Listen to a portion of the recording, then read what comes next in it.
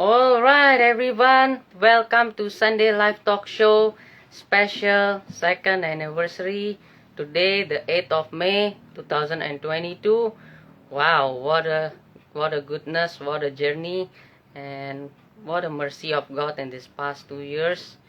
Been starting this talk show since May 8th of May 2020 until now 8th of May 2022, all by His goodness, all by His grace. If you think and you ask that is it easy, I would like to tell you that it's not easy, but I really see God's hand working through this live talk show every week. I do see His miracles, I do see His wonders, I do see His goodness every week. I do learn something myself every week from this talk show, and I believe that all of you learn something also every week, from the different speakers, and all by His goodness, all by His grace, and all by His mercy.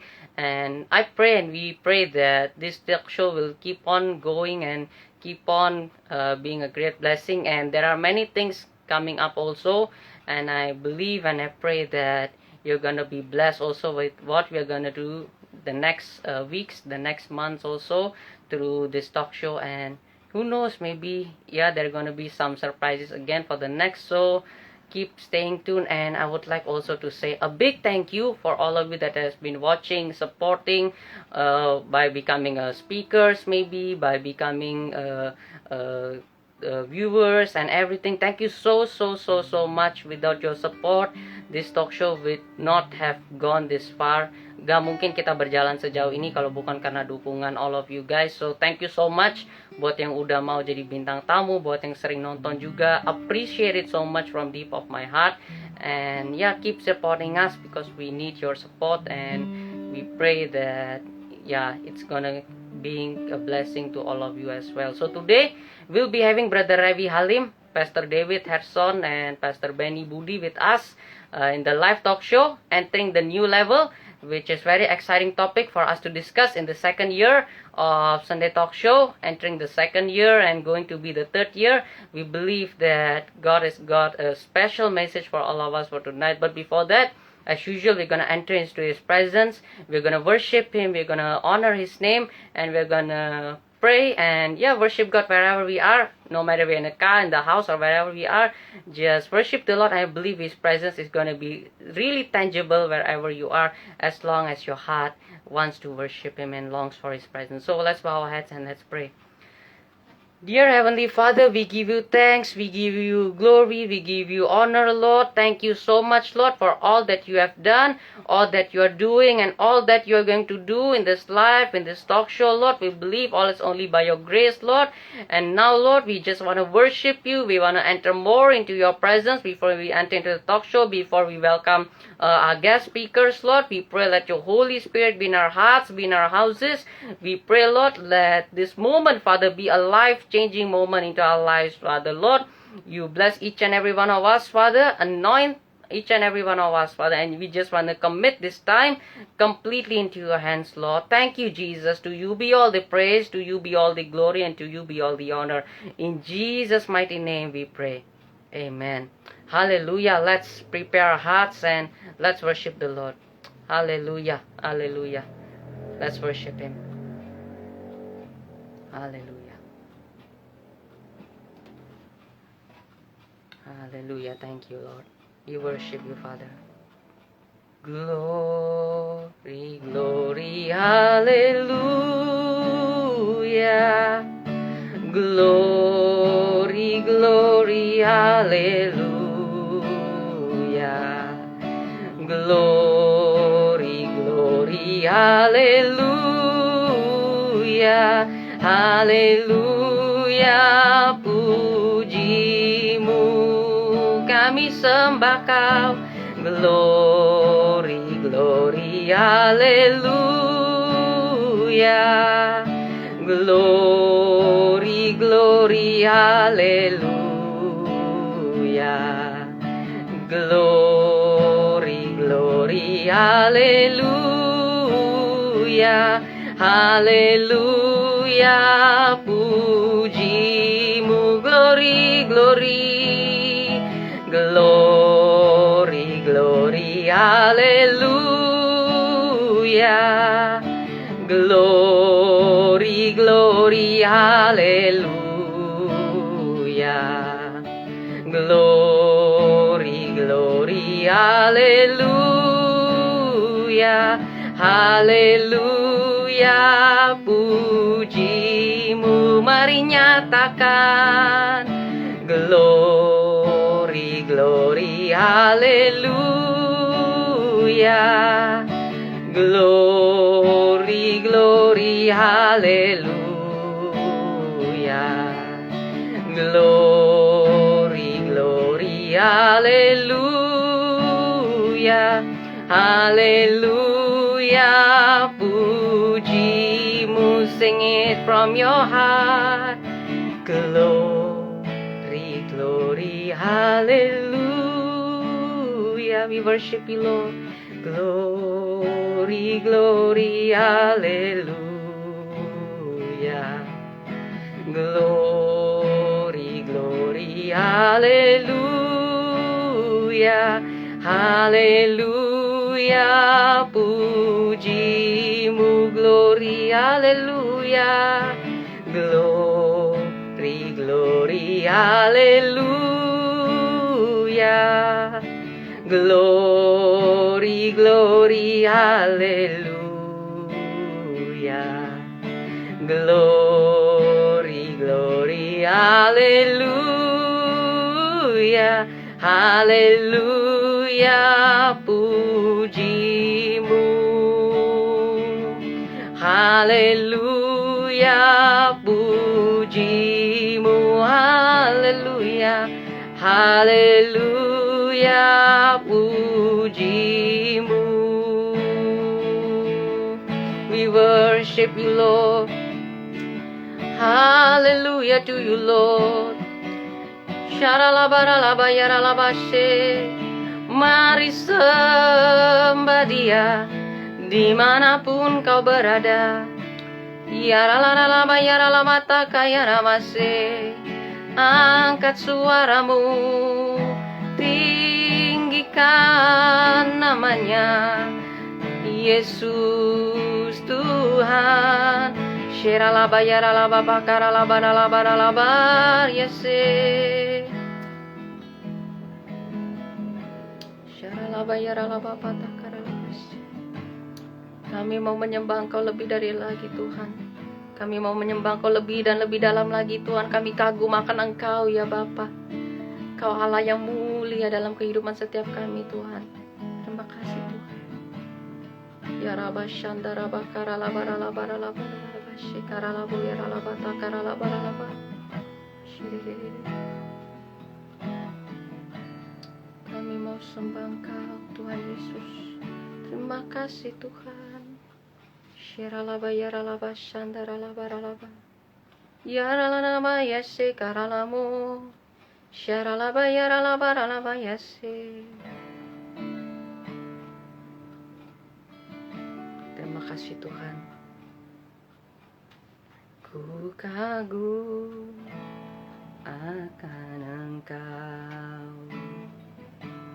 Kau Raja yang mulia, terindah, termegah, pujian ku berikan. Kau buat ku terpana, karyamu yang mulia.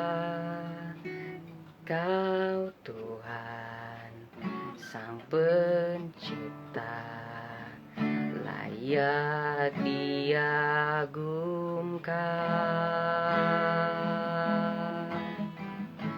Mulia, Kau mulia, Kaulah Tuhan atas semesta.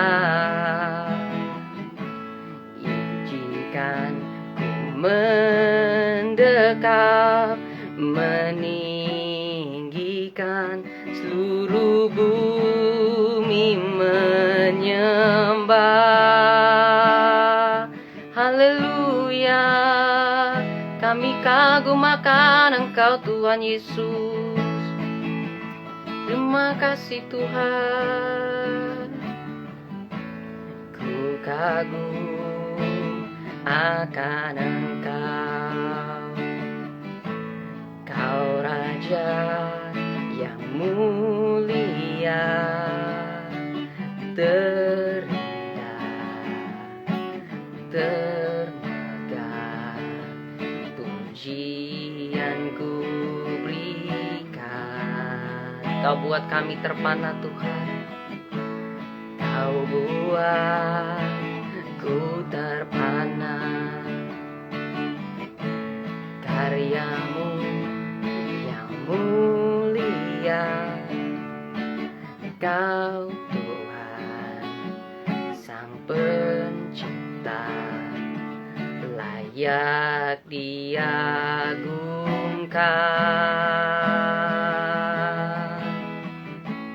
Mulia, Kau mulia, Kaulah Raja atas semesta. Izinkan ku mendekat, meninggikan, seluruh bumi menyembah. Mulia, mulia, oh mulia, Kau mulia, Kaulah Raja atas semesta. Izinkan ku mendekat, meninggikan, seluruh bumi menyembah. Seluruh bumi menyembah Engkau, Kau Allah yang mulia. Oh, haleluya,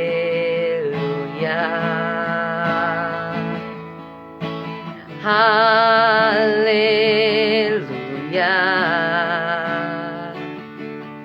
Bagi anak domba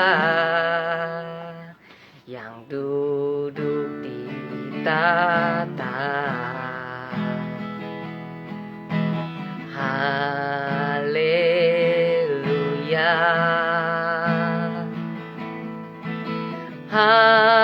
haleluya. Bagi anak domba berkuasa selamanya. Mari nyatakan haleluya, haleluya, haleluya, haleluya. Bagi anak domba yang duduk di tata, haleluya,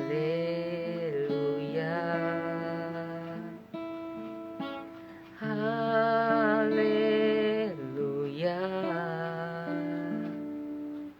Bagi anak domba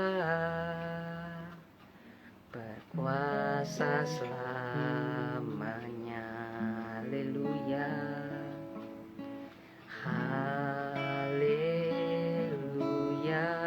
Nyatakan dengan hatimu, haleluya. Yes Lord.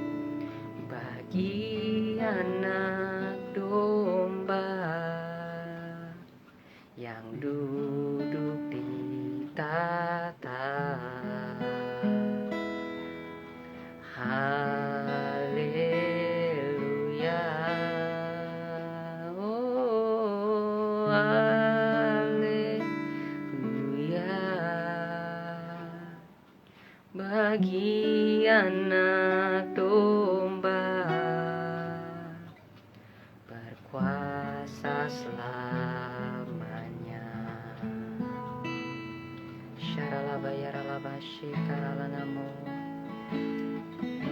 Kami sembah Kau lebih dalam lagi Tuhan. Ya ralaba ya ralanama ralanama shekaralamu. Sheralanama ya shekarabata karalabaralaba she. Kami membuka hati kami Tuhan untuk merasakan jamahan-Mu malam hari ini Tuhan. Terima kasih Tuhan. Buka hati untuk jamahan-Mu, berserah penuh di hadirat-Mu. Kau ambil alih seluruh hidupku di altar-Mu, menyembah-Mu. Mari nyatakan, ku buka hati untuk jamahan-Mu, berserah penuh di hadirat-Mu. Kau ambil alih seluruh hidupku di altar-Mu, menyembah-Mu. Syaralabayaralama sekaranamu. Haleluya. Kami sembah Engkau. Haleluya Tuhan. Kami puji Engkau. Kami agungkan Engkau. Hati kami terbuka untuk zaman-Mu. Kami siap menerima lawatan-Mu Tuhan. Syaralabaralabaralabayase. Ku buka hati untuk jamahan-Mu, berserah penuh di hadirat-Mu. Kau ambil alih seluruh hidupku di altar-Mu, menyembah-Mu. Syaralabayaralabasyata karalabayase. Kami puji Engkau, kami tinggikan Engkau Tuhan. Haleluya. Terima kasih Tuhan. Alright everyone. And yeah, we are gonna wait and we are gonna soon invite our guest speakers into the live.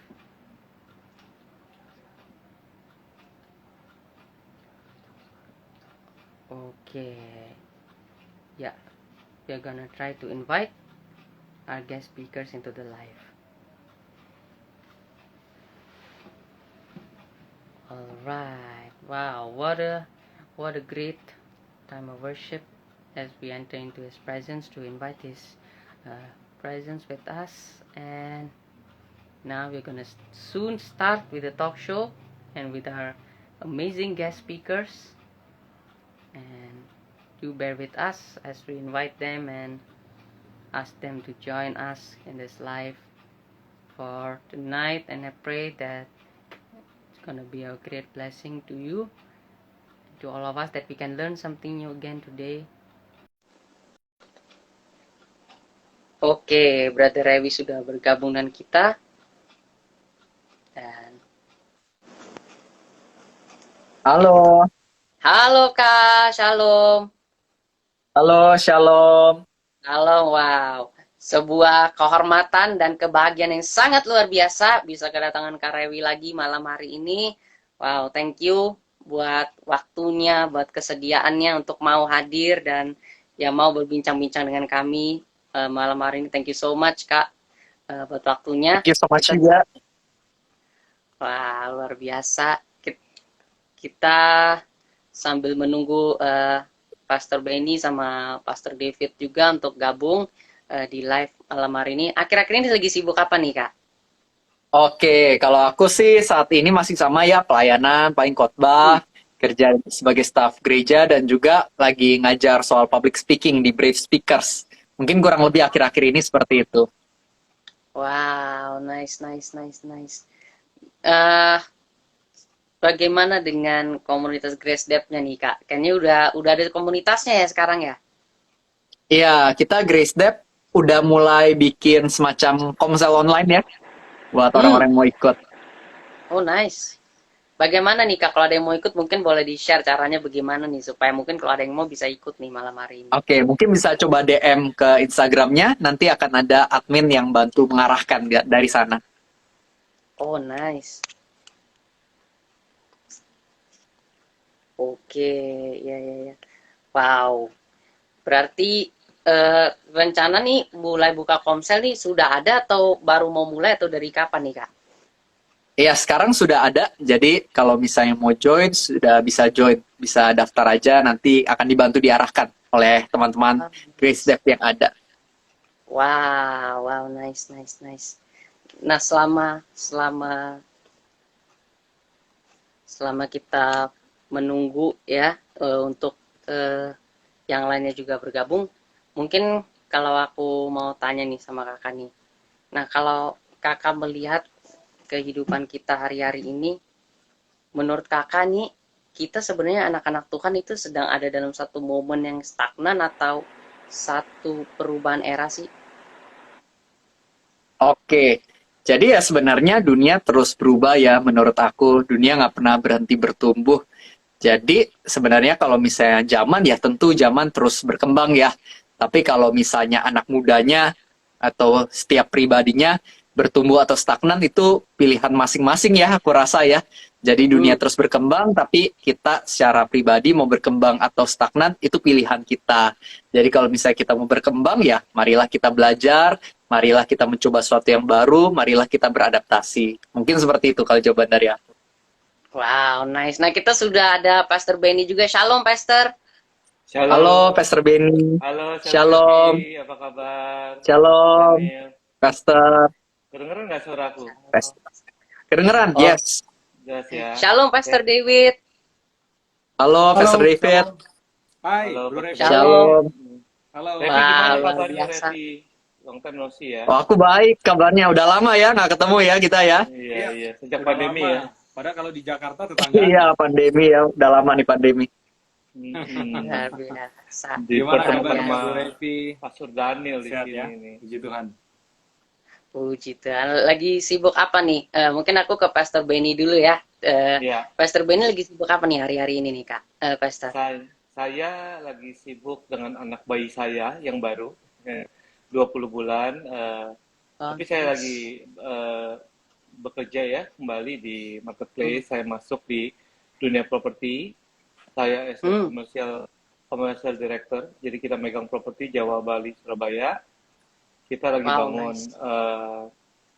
kita lagi renovasi sebuah mall di Surabaya dan saya lagi Hmm. membuat konsep baru di sana dan juga membuat perumahan di daerah Bali.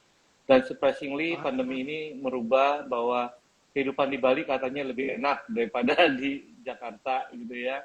Wah, Dan iya, iya.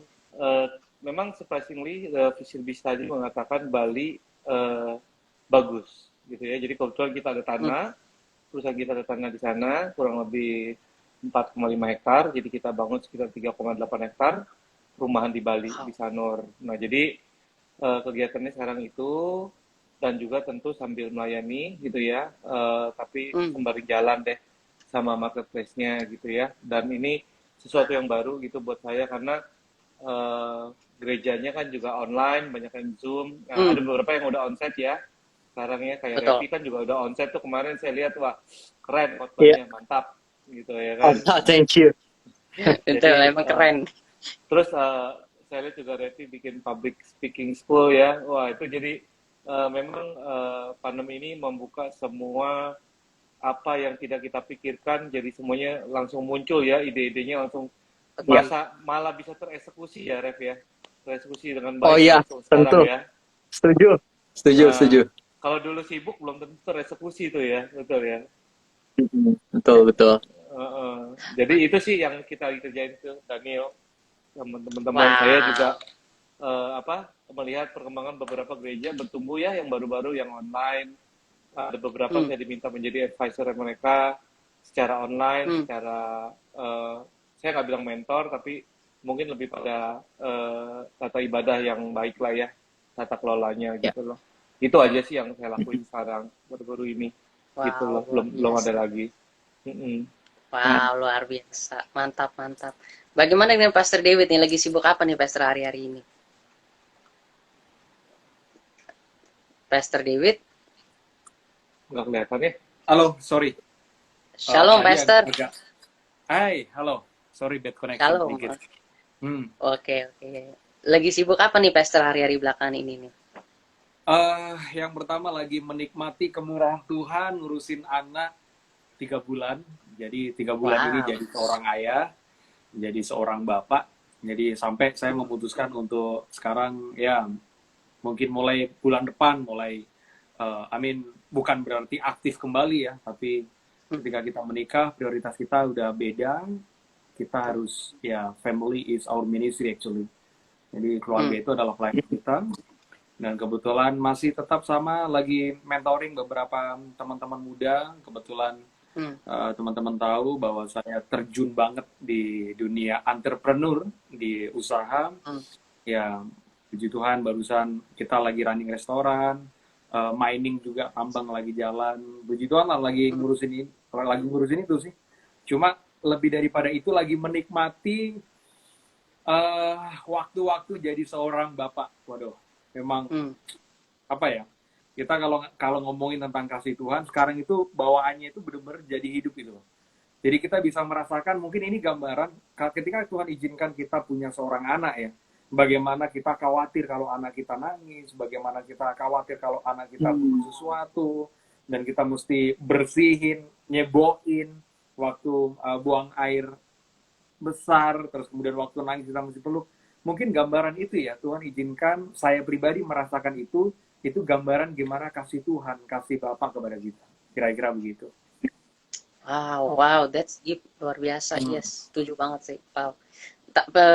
Oke, kalau menurut Pastor David nih ya, secara pribadi gitu, melihat ke kehidupan kekristenan kita ya, yang luar biasa 2 tahun ini kan emang banyak berubah pastinya kan dari yang sebelum-sebelumnya bahkan sampai sekarang, dan saat ini sepertinya kayaknya sedang ada perubahan lagi. Nah, kalau menurut Pastor David sendiri secara kerohanian gitu, apakah memang kita sehari-hari ini tuh sepertinya kayak sedang masuk ke tahap yang berbeda nggak sih di dalam kehidupan kerohanian kita, atau kayak orang-orang Kristen tuh sebenarnya masih stagnan aja gitu, kalau menurut Pastor David? Kalau buat saya secara pribadi ya, di tengah pandemik yang sekarang sih sudah mulai ini ya, sudah mulai kita lebih ngelihat keadaan sudah jadi endemik ya, virus sudah jadi endemik sekarang. Saya ngelihatnya gini, bahwa selama 2 tahun ini kita tentunya belajar bahwa iman yang kuat itu seperti apa sih. Saya belajar bahwa di dalam perjalanan Yesus, ketika murid-murid mereka melihat Yesus buat mujizat, ya mereka memuji Yesus, mereka tergila-gila dengan sosok Yesus. Tapi ketika Yesus mati di atas kayu salib, hampir semua murid-muridnya meninggalkan dia. Nah, saya belajar kekristenan itu kuat bukan karena berkat, bukan karena mujizat, tapi kekristenan kuat karena salib, karena proses. Jadi melihat selama 2 tahun ini, justru ini Tuhan izinkan proses terjadi untuk melihat seberapa besar kualitas iman kita. Kita mau mengandalkan Tuhan sepenuhnya. Malah kelihatan gitu loh, dengan adanya pandemi ini, dengan situasi, keadaan. Sekali lagi kita nggak bisa meminta ya keadaan dunia lebih baik. Karena pada faktanya Alkitab pun mencatat bahwa keadaan dunia semakin hari akan lebih buruk, bahkan semakin jahat. Jadi kita tidak bisa meminta keadaan semakin baik. Justru buat saya, faith beyond than reality. Iman itu di atas dari kenyataan semua yang kita hadapi. Saya belajar bahwa harusnya kalau seperti Yesus ketika naik perahu dengan murid-muridnya, ketika tiba-tiba perahu mereka dihantam badai, ya mereka sadar bahwa mereka selama ini membuat Yesus tertidur dan mereka harus membangunkan Yesus. Ya mungkin ini Tuhan izinkan supaya kita mulai bangun kembali nih iman kita, mulai bangun kembali hubungan kita dengan Tuhan, mulai bangun kembali lagi kepedulian kita dengan sesama. Ini yang agak miris banget nih. Dengan adanya pandemi ini banyak orang mulai selfish, mulai mementingkan diri sendiri lah, punya makanan dimakan sendiri, padahal banyak yang kehilangan pekerjaan, banyak yang kehilangan dalam kehidupan hari-hari makan aja susah. Tapi ya itu, orang Kristen mulai selfish, mementingkan diri sendiri, nggak peduli lah, lo nggak makan terserah, yang penting gua makan. Justru dari yang terjadi 2 tahun ini, mulai mungkin Tuhan izinkan ini untuk apa ya? Untuk mendetoks kembali sebenarnya kekristenan kita itu seperti apa, kira-kira gitu sih.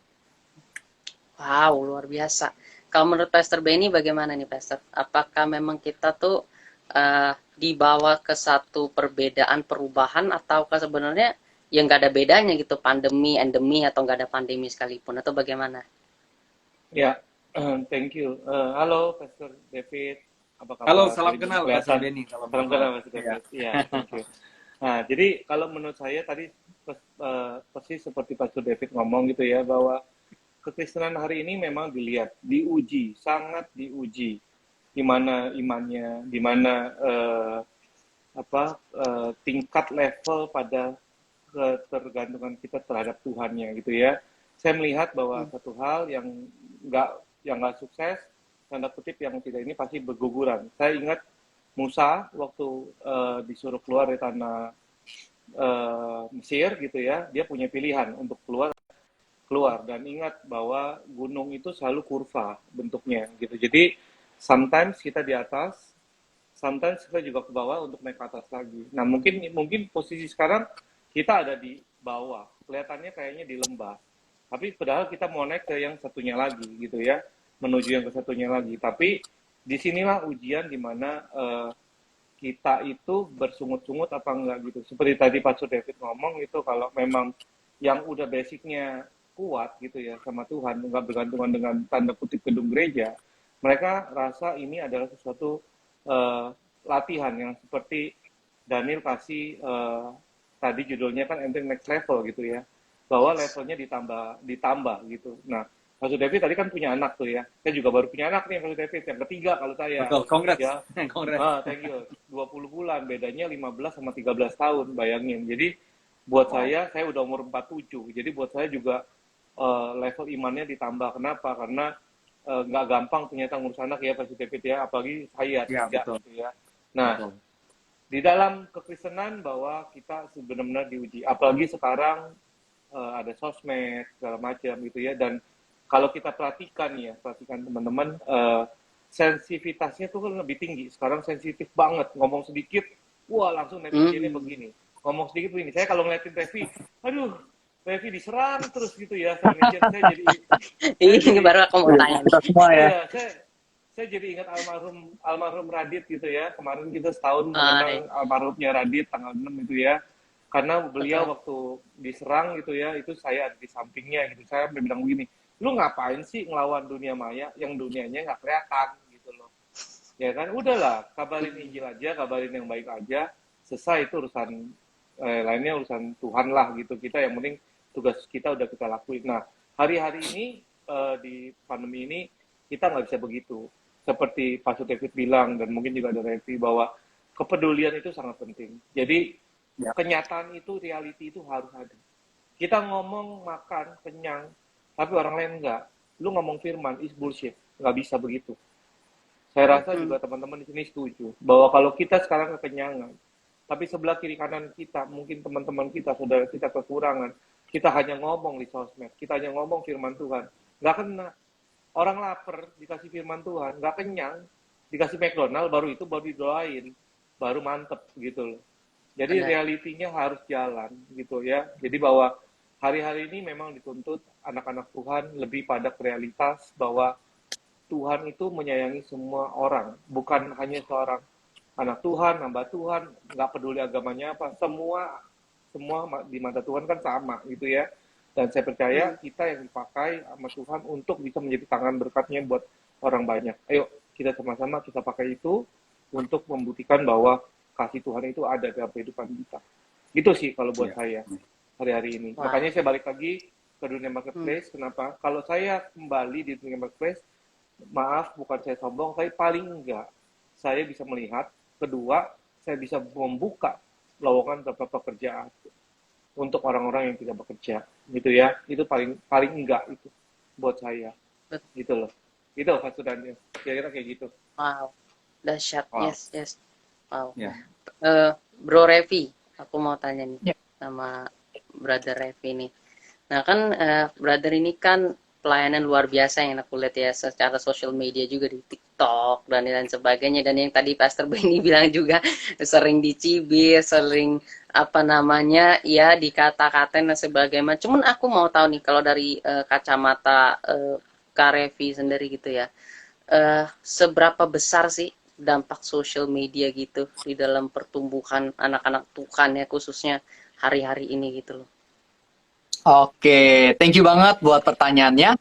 Itu question yang menurut aku cukup menarik ya. Dan kalau misalnya kita lihat ke data ya, ternyata di zaman sekarang ini, di zaman yang sosial media udah marak banget ini itu, ternyata dikatakan oleh riset tingkat stres anak muda sekarang itu lebih tinggi dibandingkan zaman dulu pas zaman perang. Lucu ya. Zaman sekarang katanya stress levelnya, makanya kan ada sebutan butuh healing gitu ya. Butuh healing gitu ya. Anggapannya kena mental gitu ya. Nah, itu semua sebenarnya dampaknya dari sosial media juga ya menurut aku. Gara-gara ya mungkin sekarang kan banyak yang pamer di sosial media segala macam. Dan itu bikin banyak anak muda mungkin jadi insecure, merasa kok dia bisa kayak gitu, sedangkan aku nggak bisa, kok dia punya banyak, sedangkan aku nggak punya, dan itu seringkali bikin kita jadi down gitu.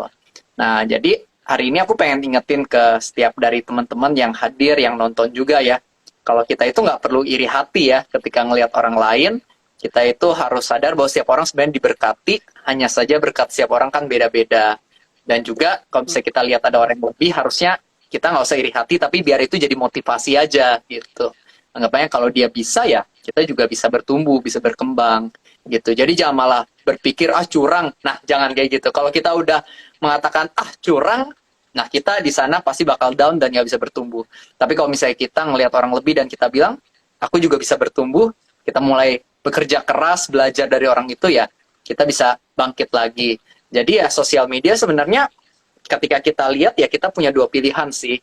Kita pengen stres gara-gara iri hati dan membandingkan, atau ya kita bisa jadikan orang-orang yang mungkin hebat di sosmed yang kita lihat sebagai sebuah motivasi untuk kita maju. Nah, makanya penting banget di tengah kita yang liatin sosmed, kita perlu juga untuk baca firman ya. Karena kalau misalnya kita cuma liatinnya sosmed terus, bisa-bisa ya kita jadi semakin down. Tapi kalau misalnya kita seimbangin dengan baca firman, aku yakin kita bisa kuat juga di era sosial media ini. Karena kan Roma 10 ayat 17 bilang iman timbul dari pendengaran, dan pendengaran akan firman Kristus. Jadi aku percaya kalau misalnya kita di era sosial media ini terus baca firman, iman kita kuat, justru ketika kita lihat orang-orang di sosial media, kita juga bisa punya sikap yang lebih benar ya. Dan bahkan mungkin di tengah era sosial media ini, kita juga bisa mulai bikin konten-konten yang bermanfaat.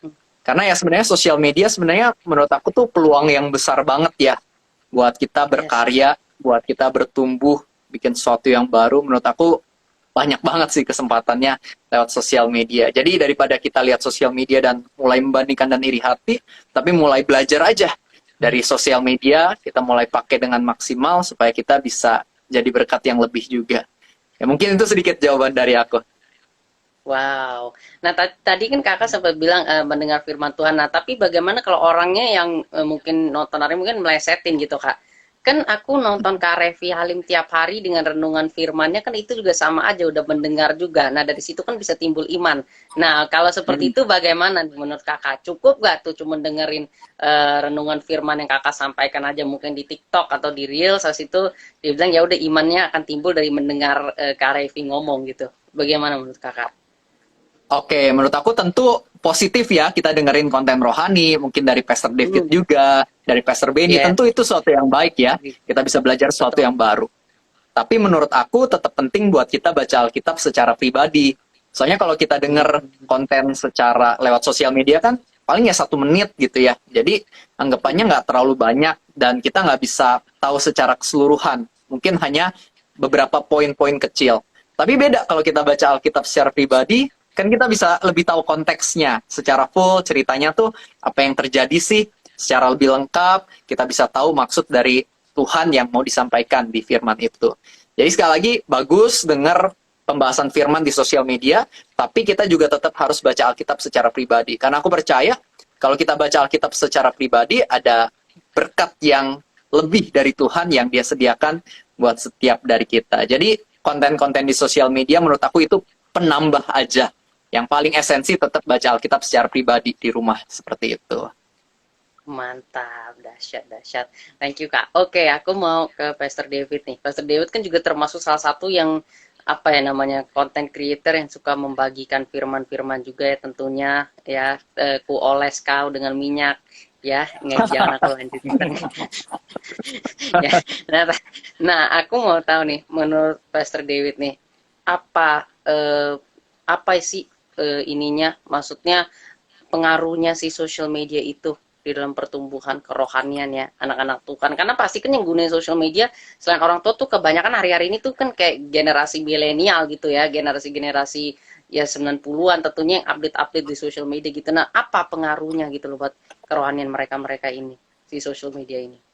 Eh, Kalau orang tanya ke saya pribadi, saya bisa cerita ini pengaruhnya apa. Yang pertama pengaruhnya ke mereka yang follow ya, bahasanya follow.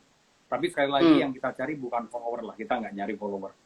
Nah, lewat konten sederhana yang saya pribadi buat, jadi ternyata banyak banget teman-teman yang DM, nggak hanya teman-teman muda ya, tapi beberapa mereka DM saya, mereka dikuatin. Padahal waktu buatnya kita kayak ngerasa gini, aduh ini memberkati nggak sih? Tapi saya nggak pernah kepikiran kira-kira memberkati nggak, kira-kira siapa nanti yang denger. Saya nggak pernah kepikiran itu. Yang ada adalah apa yang Tuhan taruh dalam diri saya, ya langsung saya buat dan saya bagikan dengan hal-hal yang sederhana yang mudah untuk bisa diterima oleh orang banyak. Ternyata dari hal sederhana itu saya nggak pernah menyangka bahwa apa yang saya bagikan, saya baru tahu karena setahun yang lalu saya diundang oleh anak beliau dan saya jadi sahabat dari anak beliau.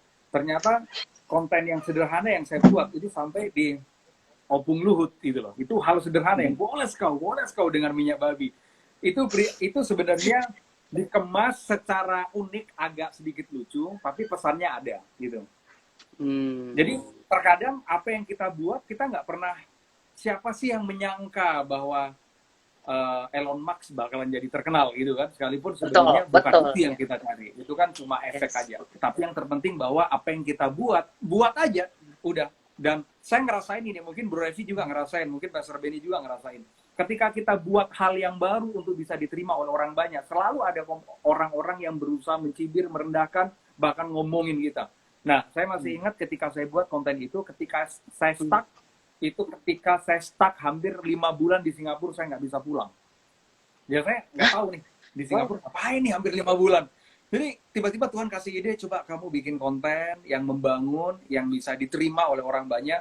Dan ternyata dari konten itu, saya baru sadar, ternyata ada abang-abang saya yang mereka ada di institusi. Dan kemudian ketika saya kenal dengan mereka, mereka tahu, nah ini pendeta yang teriak, koles kau kan. Jadi hal sederhana itu diterima oleh mereka, dan puji Tuhan, dari hal sederhana itu bisa memberkati mereka. Saya banyak banget, sampai hari itu DM-nya banyak banget. Dari hal-hal sederhana sampai mereka bilang begini, iya Pastor, saya itu sebenarnya hampir menyerah, tapi tiba-tiba dengar konten dari Pastor David, tiba-tiba saya dikuatin. Dan bukankah harusnya kita seperti itu? Apa yang kita buat untuk memberkati dan mensupport orang lain, untuk menginspirasi orang lain. Kita tidak pernah tahu ketika kita buat siapa yang dengar, siapa yang terima. Yang kita tahu adalah setiap bagikan tidak akan pernah kembali dengan sia-sia, pasti akan bertumbuh. Nggak tahu tanahnya siapa yang akan terima benih itu. Yang jelas ketika benih itu ditebar, pasti bertumbuh dan pasti tertanam dan pasti menghasilkan buah. Itu sih yang saya percaya. Wow, luar biasa. Nah, sampai saat ini ya, menjalani itu semua kan dengan cibiran. Nah, kan pasti ada cibiran-cibirannya juga banyak tadi Pastor bilang. Nah, pernah nggak sih cibiran-cibiran itu buat seorang Pastor David ini down gitu, atau kayak apa gue stop aja ya, apa gue lanjut aja tetap, atau bagaimana gitu? Sempet nggak ada pikiran seperti itu? Pasti sih ya, pasti kita ngerasa down ya. Karena kenapa ya? Terkadang yang mencibir kita itu orang-orang yang kita berharap mereka akan support kita. Contoh, saya setahun yang lalu, saya buka usaha, hampir semua teman-teman di dekat saya, sebenarnya saya kenal juga, tapi nggak apa-apa mereka dengar ini, karena saya tahu mereka udah bertobat, dan mereka sudah punya cara berpikir yang berbeda ketika saya melihat apa yang terjadi di dalam hidup saya hari ini. Nah, ketika tahun lalu saya memulai usaha, karena buat saya itu saya punya prinsip bahwa mimbar itu panggilan hati saya. Ya kalau untuk panggilan kantong saya, buat saya mesti bangun tenda, bangun kemah seperti Paulus. Makanya saya buka usaha, saya Agree. buka bisnis. Nah, tahun lalu Betul. saya memulai bisnis di Manado, sama Hmm. sekali benar-benar dimulai dengan zero. Modalnya memang iman dan kerja keras saja. Wah, banyak banget tuh yang mencibir. Oh, mana mungkin bisa, udah kamu itu fokus aja sama Tuhan. Saya ngerasa kayak, loh, bukannya gue udah fokus juga sama Tuhan. Jangan ninggalin pelayanan. Saya nggak ninggalin pelayanan. Tapi gitu, semua orang mencibir, semua orang ngomongin. Tapi ketika puji Tuhan dalam waktu 1 tahun, ya apa yang saya bangun, usaha saya jalan, restoran jalan, mining jalan, dan mereka sekarang itu melihat, pada akhirnya gini, orang akan lihat pembuktiannya daripada orang lihat sekedar perkataannya. Jadi kita bisa ngomong apa aja, oh nanti gini, pada akhirnya pembuktian yang akan bisa menginspirasi orang. Dan kita nggak perlu membalas semua cibiran dan kata-kata rendahan. Karena pada akhirnya, apa yang lahir dan apa yang keluar daripada kita, itu yang bisa dirasakan oleh orang lain. Jadi buat saya udahlah, kalau orang merendahkan nggak usah dibalas. Kalau mereka nganggap kita, misalkan terlalu besar mimpinya, ya mungkin karena mereka nggak lihat mimpi-mimpi kita. Tapi begitu mimpi kita jadi nyata, tentunya ada harga yang harus dibayar. Pada akhirnya mereka akan bertanya, gimana ya caranya supaya mimpi itu jadi nyata. Dan itu sih yang saya rasakan. Nggak usah didengerin omongan orang yang tidak membangun, karena saya punya prinsip hidup, kalau kita benih yang unggul, kita perlu pupuk. Dan tidak ada pupuk yang paling keren selain sampah dan kotoran. Makanya nggak akan pernah ada Daud tanpa adanya Saul, nggak akan pernah ada senjata yang tajam tanpa adanya tempaan dari palu dan gajah. Kira-kira gitu. Wow, dahsyat. Setuju banget. Wah, keren. Wow, thank you, Pastor. Pastor Benny. Pastor Benny kan saat ini selain melayani Tuhan juga entrepreneur juga, kan membuat bisnis yang tadi sempat dibagikan juga, berhektar-hektar properti dan sebagainya. Sempat nggak sih nerima kayak cibiran atau kata-kata yang kurang enak itu sebagai hamba-hamba Tuhan? Karena kan kalau dilihat sekarang nih, jemaat-jemaat Tuhan hari-hari ini tuh pemikirannya cukup kritis nih. Terkadang ya hal-hal yang nggak perlu mereka komentarin, dan ya tentunya ada juga lah ya beberapa social media dan sebagainya yang memperlihatkan hal-hal yang mungkin terkadang tidak perlu diperlihatkan juga. Nah, sehingga ya jemaat-jemaat yang tambah kritis nih makin kritis. Nah, Pastor sendiri pernah nggak sih menerima cibiran karena melayani Tuhan juga, tapi memiliki bisnis yang properti yang berhektar-hektar itu gitu loh? Ya, kalau saya balik bahwa ini koreksi dulu ya, bisnis berhektar-hektar itu bukan saya punya kantor, tapi saya yang dipercayakan untuk mengelolanya, gitu ya.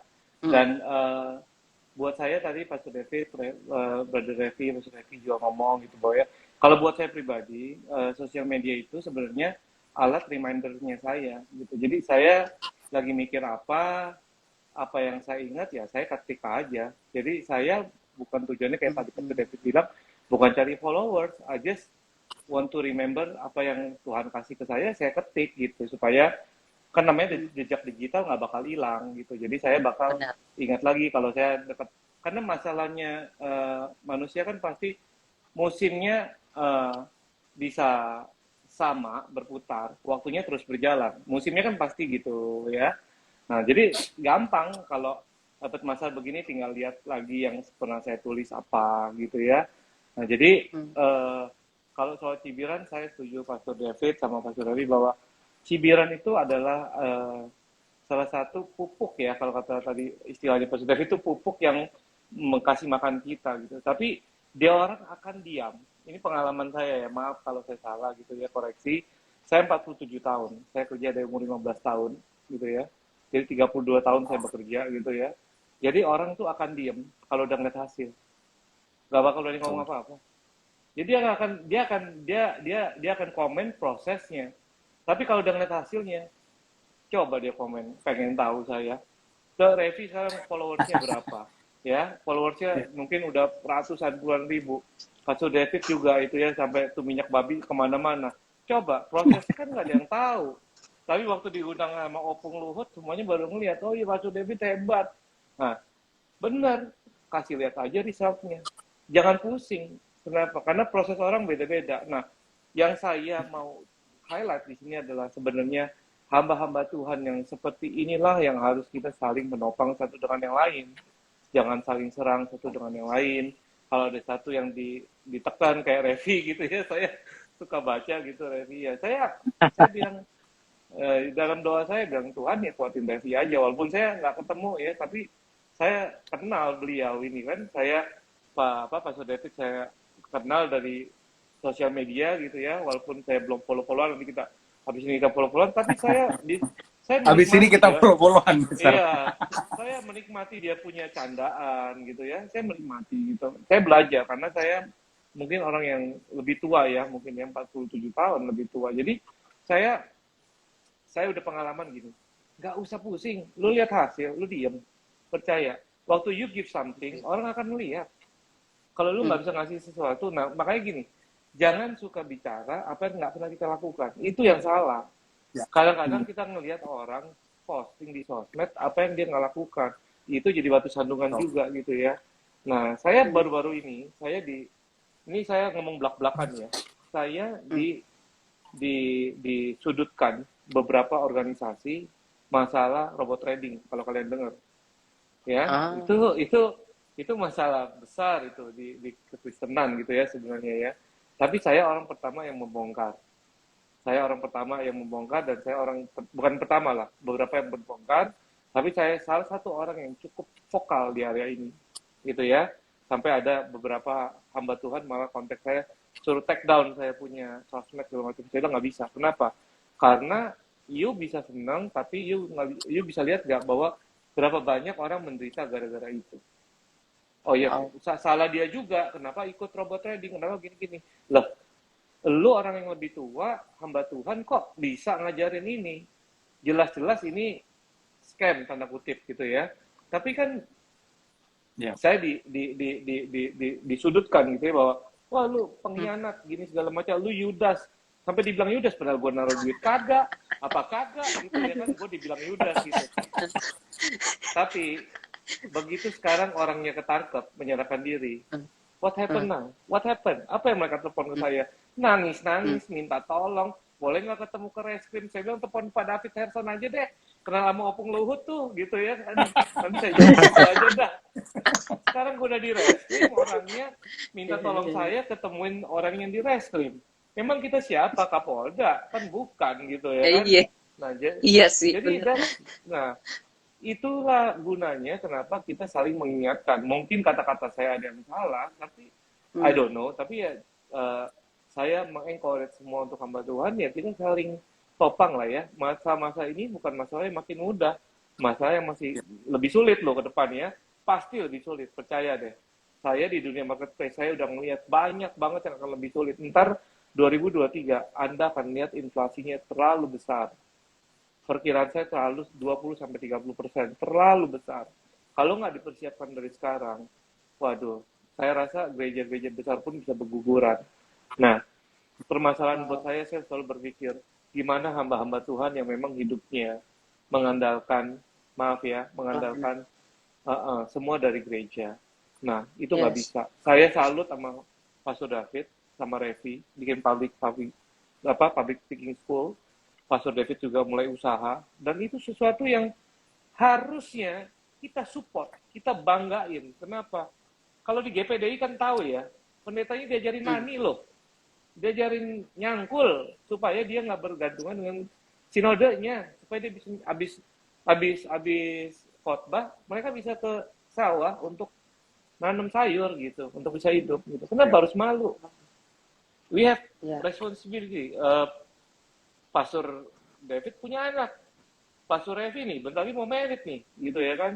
Nanti udah punya tanggungan nih. Nah jadi, yuk nggak bisa begitu. Jadi anak Tuhan harus jadi terang bukan hanya di dalam gereja, tapi di luar gereja. Sorry ya, mau nanam jambu pun kasih jambu yang terbaik. Mau nanam apa? Pete, kasih yang terbaik. You mau jadi tukang apa? Tukang daging, kasih daging yang terbaik. Pasti orang bilang memang beda nih, beli sama Pastor David, beli sama Damir, beli sama Pastor Revi beda.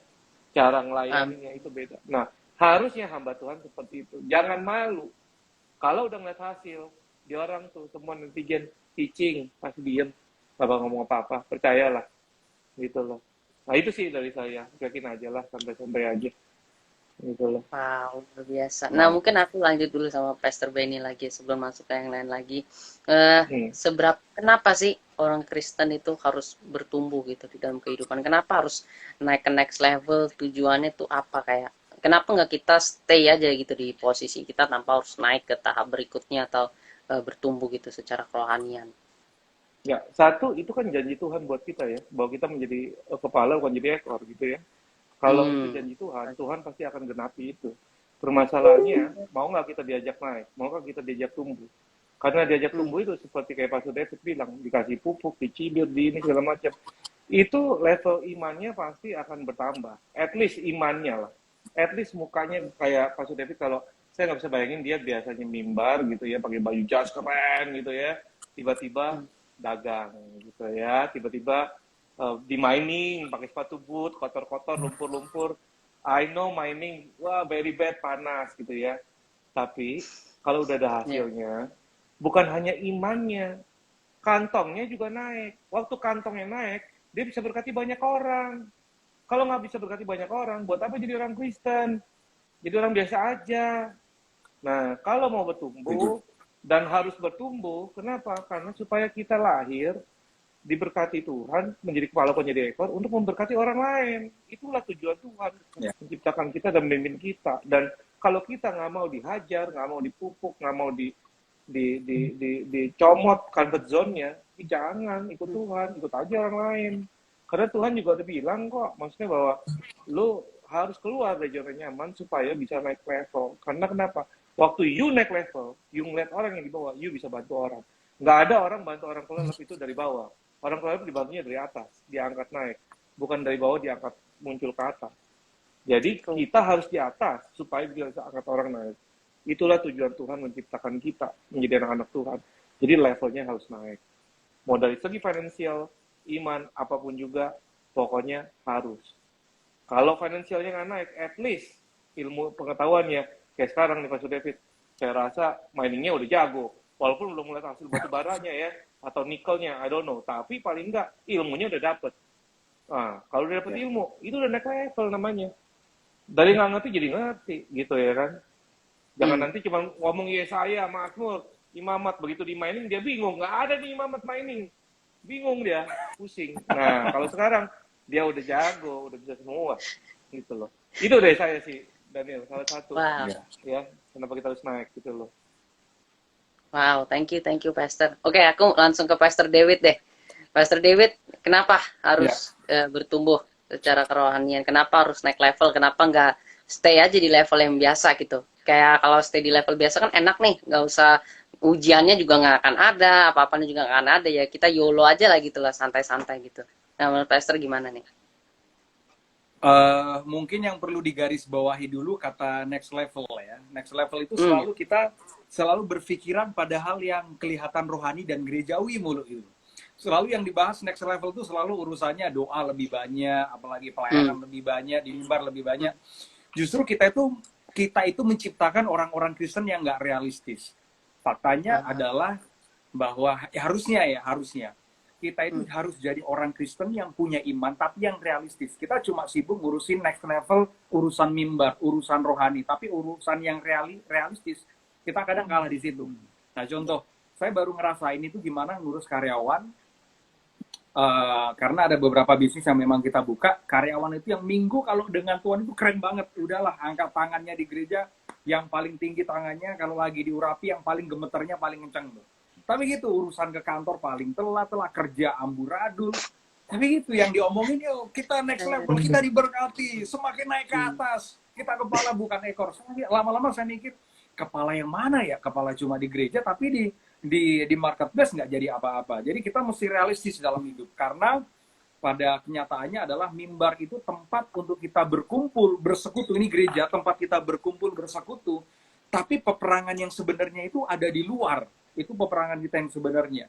Makanya berkali-kali saya selama hampir mungkin bulan Januari, Februari, Maret, sampai April, Mei ini, saya juga disudutkan dengan beberapa teman-teman yang awalnya itu benar-benar menyudutkan saya masalah robot trading. Nah, kebetulan memang abang-abang saya ada di sana ya. Jadi saya sudah ngomong, saya dari awal tuh udah ngomong, segala sesuatu yang fisiknya aja nggak ada, buat saya, naruh duit, fisiknya nggak ada, terus kita berharap supaya dapat duit banyak. Ya buat saya itu sama halnya dengan kita main judi online gitu. Terus beberapa orang marah. Kenapa? Karena mereka bilang begini, loh gimana sih pendeta kok gitu? Bukannya support jemaatnya, bukannya support orang percaya, malah kayak gitu. Karena beberapa mereka dapat nubuatan, sorry itu dari gembala dan pendetanya ketika mereka sedang dalam masa pandemik, mereka dapat nubuatan, ini waktunya kita menuai, ini waktunya kita diberkati. Buat saya, gimana cara bisa menuai kalau kita nggak pernah menanam, dan menanam itu nggak serta-merta hari ini kita tanam, besok terus kemudian Numbuk. kita menuai hasilnya. Makanya True. saya lihat, ya maaf kata, saya justru melihat orang-orang Kristen yang quote and quote di mimbar keren, tapi gitu, less edukasi. Nggak ngerti edukasi bisnis, nggak ngerti bahayanya. Bahkan ada satu nih jemaat, sebenarnya juga, tapi nggak apa-apa ceritain, dia udah bertobat, dan puji Tuhan uangnya juga udah balik. Saya udah ngomong dari awal, ini nggak bener nih, ini bodong nih. Yang pertama, nggak ada di bawah pengawasan OJK, nggak ada di Bapepti, dan dia pun nggak ngerti Bapepti itu apa ya pendeta ya, gitu loh. Kemudian saya harus jelasin gitu loh. Tapi dia percaya, dia tanam uangnya karena pendetanya bilang begini, ini waktunya kita menuai, ini waktunya jemaat Tuhan menuai. Ya boleh sih, boleh kita beriman, tapi jangan sampai hati kita berkobar-kobar, tapi mata kita buta. Mai, Sama betul. seperti ketika Yesus bangkit dari kematian, Yesus ketemu dengan dua muridnya di Emmaus. Muridnya kan berkobar-kobar menceritakan tentang Yesus, tapi kepada Yesus. Jadi hatinya berkobar-kobar tentang Tuhan, tapi matanya tertutup, matanya buta, nggak sadar bahwa itu adalah Tuhan gitu. Nah banyak kita berkobar-kobar nerima janji Tuhan, tapi mata kita buta, mata kita nggak bisa ngeliat. Akibatnya kita tabrak kiri kanan. Dan bukankah itu terjadi? Bahkan hari ini nih, secara laporan ya, ini pelajaran paling penting banget, pelajaran berharga banget. Sorry to say, gerbong gereja jadi korban dari penipuan robot trading. Ini gerbong gereja. Karena ya, di TV Dexus juga kita kenal baik, gitu kan. Terus teman-teman, sahabat-sahabat juga di sana ada anak-anak Tuhan, tapi mereka bilang begini, pendeta, waduh korbannya banyak banget nih anak-anak Tuhan nih, orang-orang gereja. Kok bisa ya? Ya, karena pada waktu awalnya, basis massa yang paling enak untuk muncul, untuk diajak, itu gereja. Karena tinggal deketin pendetanya ngomong apa, semua jemaatnya, ratusan, ribuan, pasti mereka ikut. Nah, hari ini mereka ngalamin itu tuh. Uangnya hilang, dan terakhir mereka telepon, Pak, bagaimana Pak? Saya sedang dalam proses, Pak, uang saya hilang, Pak, saya sudah gadein rumah. Nah, saya belajar lagi. Proses itu kan yang pertama, diizinkan Tuhan. Artinya kita udah hidup benar, diizinkan Tuhan, tiba-tiba proses itu terjadi. Yang kedua adalah proses, bahasanya agak kasar sebenarnya. Proses karena kebodohan kita gitu loh. Dan kita menyalahkan Tuhan. Tuhan, kenapa Tuhan izinkan aku dalam proses seperti ini? Karena itu, kata kaya nggak salah ya di dalam Alkitab. Tapi ingin cepat kaya dengan cara nggak benar, itu yang salah. Nah, kita kadang menolak next level karena kita menolak next level dalam urusan kantong. Cuma pengennya, udahlah nggak apa-apa, kita miskin nggak apa-apa. Yang penting kita masuk surga. Nah, kalau buat saya, masuk surga harus menderita duluan ya. Kalau ya maksudnya menderita dalam jasmani karena kita malas kerja gitu loh. Jadi buat saya belajar Abraham, ternaknya banyak. Jadi hari itu buat saya sih Abraham kaya sih kalau buat saya. Kenapa? Karena ternaknya ribuan loh. Zaman itu Betul. BRI, BCA nggak ada. Jadi kalau orang kaya dilihat ternaknya berapa banyak gitu loh. Daud ya raja, dia kaya. Salomo juga kaya. Nah, kenapa kita seolah-olah pengen, nggak apa-apa kita miskin, yang penting kita berkenan kepada Tuhan. Kita cuma diperhadapkan pada ataunya tadi, seolah-olah rohani banget, yang penting kita punya surga. Tapi nggak bener. Terus memakai embel-embel rohani. Ya kalau buat saya maunya hari ini, anak saya pengen susu terbaik, nanti pengen pendidikan yang terbaik, karena saya bapak yang baik, saya nggak akan pernah bikin anak saya susah, maka saya harus kerja keras sebagai hamba Tuhan, pelayanan sungguh-sungguh, kerja harus lebih keras, supaya buat saya nggak kesusahan di bumi. Sampai akhirnya, saya harus memikul salib, tapi bukan salib yang diizinkan, tapi salib yang berkenan di hadapan Tuhan, supaya saya bisa nolong banyak orang. Pada kenyataannya gini, hari ini harus kemarin itu ada, kebetulan saya dengan teman-teman, kita teman-teman pengusaha gitu, saya mentoring mereka. Jadi kalau kita kumpul ya kita doa, sharing firman, nilai-nilai firman kita tanamkan. Dan dari kemarin tuh ada satu panti asuhan ya, itu kasihan juga karena memang donaturnya itu ya ngeluh, pokoknya udah nggak bisa kasih beras lah apa segala gitu. Dan kita nggak bisa gini, ya udah sini saya doakan ya panti asuhannya supaya anak-anak itu bisa makan, saya doakan sini, nggak bisa, kita nggak bisa begitu. Bener kata Pastor Budi tadi, Pastor Benny tadi, bahwa ya kalau orang kelaparan kita nggak bisa kasih makan dengan firman, kita kasih makan dengan beras. Itu realnya gitu loh. Dan kita harus jawaban buat jadi orang, jangan buat orang lain, jangan sampai orang cuma ngomongin tentang kasih yang diucapkan tapi kasih yang tidak bisa dilakukan karena kita nggak punya kemampuan untuk melakukan itu, kira-kira gitu. Wow. Nah, tadi kan Pastor David, Pastor Benny, dua-duanya ini almost sepakat ya dengan bahwa kita harus naik level juga secara marketplace dan everything. Ya, aku juga setuju. Cuman kadang kan nih ada orang-orang ya yang berpikiran bahwa hamba-hamba Tuhan atau pendeta gitu hidupnya tuh harus sederhana. Jadi dia harus hidup ya apa adanya, katanya meneladani kehidupan Tuhan Yesus. Nah, bagaimana tanggapan Pastor David tentang perkataan-perkataan yang seperti itu gitu? Itu pro kontra sebenarnya ya. Kalau buat saya gini loh, kalau saya mau beli mobil, kalau dari uang, kalau dari uang persembahan dari uang gereja, ya buat saya itu sebuah kekejian. Makanya lu gimana sih, kok kamu beli mobil dari uang itu, terus kamu kelihatan mewah, karena standar juga sih, makanya gimana ya, ukuran sederhana itu bingung, ukuran sederhananya Elon Musk dengan ukuran sederhana Pastor Benny kan pasti juga beda gitu kan. Kita melihat sudut sederhana yang gimana, sederhana yang sampai kesusahan makan, terus kemudian ya saya susah makan karena Injil, ternyata susah makannya karena malas gak kerja, padahal di depannya harusnya bisa tanam padi untuk bisa menghasilkan, karena kita bingung juga. Terus ukuran rendah hati juga bingung, ukuran rendah hatinya Elon Musk dengan ukuran rendah hati saya juga bingung. Nah, kalau buat saya ukuran sederhana itu buat saya begini, saya selalu tanamkan dalam hidup saya bahwa berkat itu cukup buat saya dan melimpah buat orang lain, ya. Jadi ya sekali lagi cukup buat saya juga beda dengan cukupnya Elon Musk, cukupnya Pastor Benny, cukupnya Bro Revi. Ini sih sebenarnya agak susah untuk mendefinisikan kata sederhana. Tapi buat saya ya whatever orang ngomong apa, yang jelas gini. Punyailah sesuatu dari karyamu, bukan mempunyai sesuatu dari apa yang bisa kamu curi dari miliknya Tuhan. Itu yang selalu saya ngomong ke hamba-hamba Tuhan. Dan pada kenyataannya adalah ketika kita punya lebih, kita bisa berbagi kepada banyak orang. Dan sederhana itu buat saya bukan pada masalah cuma sekedar apa yang kita punya dan enggak. Sederhana itu lebih kepada sikap hati sih kalau buat saya. Ya kan? Ya tetap misalkan punya gitu kan, dalam quote and quote. Nah ini sekali lagi kalau ngomongin kaya ini banyak orang Kristen nggak setuju sih. Karena mungkin orang Kristen itu selalu terdoktrin, nggak apa-apa kita miskin, yang penting kita punya surga. Nggak apa-apa kita jangan mengumpulkan harta di bumi karena bumi itu nggak karat merusakannya. Gimana ya? Kadang kita mispersepsi, apalagi orang bilang begini, orang kaya itu sukar masuk dalam kerajaan surga. Pada faktanya adalah Paulus itu bekerja sama dengan Lydia yang notabene juga orang kaya dalam memberitakan Injil gitu loh. Kaya yang dimaksud oleh Yesus adalah orang kaya sukar masuk dalam kerajaan surga karena hari itu dites nih sama Yesus nih. Dites gini, coba jual seluruh hartamu dan kamu ikut aku. Dan ternyata hatinya penuh dengan harta gitu loh. Jadi yang dimaksudkan oleh Yesus adalah orang kaya yang hatinya itu cuma identik dengan harta, lupa memikirkan kerajaan surga, lupa memikirkan kerajaan Tuhan.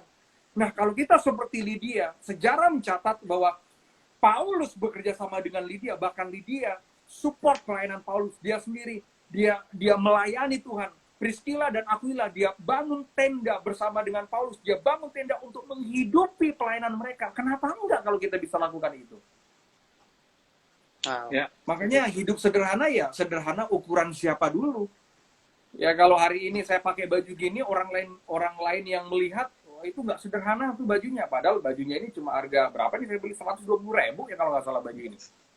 Jadi ukuran sederhana juga bingung cara kita menilainya. Kalau buat saya sederhana pada lebih sikap hati. Ya kalau punya merasa aja nggak punya, toh semuanya ini milik Tuhan kok.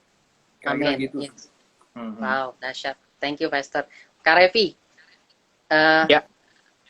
sebagai anak-anak Tuhan nih Kak, boleh nggak sih sebagai anak-anak Tuhan ini kita nggak usah jadi berkat, kita hidup ya menikmati hidup kita, yang penting kan kita berhubungan sama Tuhan dan sebagainya, tapi kita nggak usah mikirin buat jadi berkat, karena kan anak-anak Tuhan nih, khususnya anak-anak muda sering bilang kok kayak ribet ya harus jadi berkat, harus jadi dampak gitu buat orang-orang lain. Kenapa nggak kita urusin kehidupan kita sama Tuhan aja, yang penting kita bergaul sama Tuhan, kita baik-baik sama semua, udah selesai. Buat apa kita jadi berkat? Nah, kalau menurut Kak Revi gimana? Penting nggak sih buat kita jadi berkat sebagai anak-anak Tuhan? Oke, thank you buat pertanyaannya. Kalau misalnya ditanya penting atau enggak, ya tentu jawabannya adalah penting ya. Dan kenapa penting? Kita bisa lihat dari perkataan Tuhan Yesus saja.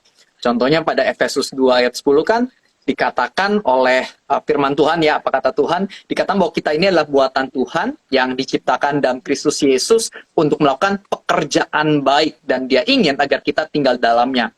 Contoh lain di Matius 5 kan Tuhan Yesus juga mengatakan, kamu adalah garam dan terang. Jadi sebenarnya Tuhan itu udah mengatakan berkali-kali bahwa kita harus menjadi berkat gitu. Itu adalah perintah dari Tuhan buat kita. Nah, kalau misalnya kita cuman sehari-hari doa, baca firman, datang ke gereja tapi nggak jadi berkat, artinya ya kita itu cuman belajar tapi habis itu nggak menerapkan apa yang kita pelajari, dan itu nggak afdol ya, anggapannya kita itu belum melakukan sesuatu yang sebenarnya Tuhan inginkan. Kayak kan kalau misalnya kita cuma dengar tapi nggak melakukan firman itu ya sama aja bohong. Kata firman Tuhan artinya kita sedang membohongi diri sendiri. Contohnya kan Tuhan ajarin berkali-kali juga murah hati. Nah, kita selama ini udah murah hati belum gitu? Kita sudah memberi belum? Kita sudah melayani belum? Kita sudah mengasihi orang-orang di sekitar kita belum? Jadi kalau misalnya kita cuma tahu harus memberi, tahu harus melayani tapi tidak melakukannya, maka ya apa gunanya gitu. Kita nggak layak disebut sebagai orang Kristen. Karena orang Kristen kan sebenarnya bukan cuman yang tahu firman, tapi melakukan firman. Ya contohnya kalau misalnya kita lihat di dalam firman Tuhan, kan Tuhan Yesus juga tegur orang Farisi dan ahli Taurat zaman itu. Kenapa? Karena mereka ini pengetahuan Alkitabnya itu luar biasa banget. Hafal gitu ya ayat-ayat. Tapi dikatakan mereka itu nggak melakukannya. Anggapannya orang para pelacur, pemungut cukai yang harusnya dikasihi, mereka nggak kasihi. Yang harusnya dituntun, mereka nggak tuntun. Jadi mereka cuma tahu banyak ayat tapi nggak diterapkan. Makanya Tuhan Yesus waktu itu berkali-kali menegur mereka. Nah, sama halnya di dalam kehidupan kita ya, para anak muda. Kalau tahu firmannya banyak, bahkan hafal, tapi kita nggak menerapkannya sehari-hari, nggak jadi berkat. Ya, kata Tuhan, kamu belum sungguh-sungguh merupakan pengikutku. Karena kan pada 1 Yohanes 2 ayat 6 juga dikatakan, whoever claims to be in him must live as Jesus did. Barang siapa mengaku dirinya dalam Kristus, maka dia harus menjalani hidup serupa dengan kehidupan Kristus. Dan kehidupan Kristus itu apa sih? Bukan sekedar tahu firman, tapi kehidupan Kristus adalah kehidupan yang kemana-mana jadi berkat. Kemana-mana orang dipulihkan, kemana-mana kehidupan orang menjadi lebih baik, kemana-mana lewat kehidupannya orang bisa merasakan kasih Kristus. Jadi seperti itu. Semoga membantu jawabannya. Wow, thank you. Nah, bagaimana sih Kak cara mengetahui apa yang kita lakukan itu sudah memberkati apa belum? Bisa nggak sih kita tahunya gitu? Oke, jadi sebenarnya aku percaya ya, meskipun nggak ada feedback dari orang-orang, pasti sebenarnya banyak sih yang diberkati oleh kita asal kita mau melakukan yang terbaik. Tapi ya salah satu cara kita bisa tahu apa yang kita lakukan memberkati adalah ya ketika kita dengar perkataan dari orang-orang.